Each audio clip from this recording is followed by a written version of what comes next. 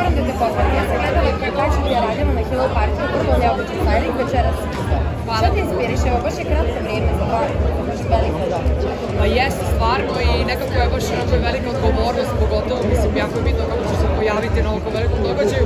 Nekako ja obožavam modu i moja dugogodišnja prijateljica je moja stilista sada, tako da se mi baš dobro razumemo i nije nam teško da u danu budu na srednjem stylu, tako da... Voliš da eksperimentiš? Obožavam stvarno i drago mi je što ja to eksperimentišem i sa njom sada, kako sam solo. Nekako imamo baš dosta tih ideja i nešto smo uradili, nešto nismo. Uglavnom, dosta toga tek stiže, radimo evo ovih dana nešto novo, tako da vidjet ćete. Da li nekako se trudiš da postaviš svoj perspektiv? Recimo da te po nečemu prepoznali, jel negde to čime se ti voliš kada je styling, jer svaki put si mi drugačija, svaki put si nekako inovativna.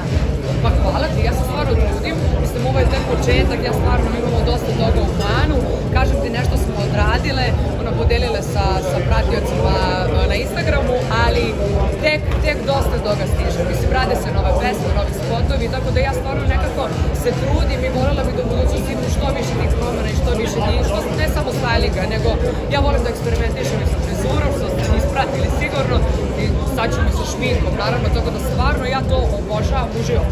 Hvala ti. Hvala te.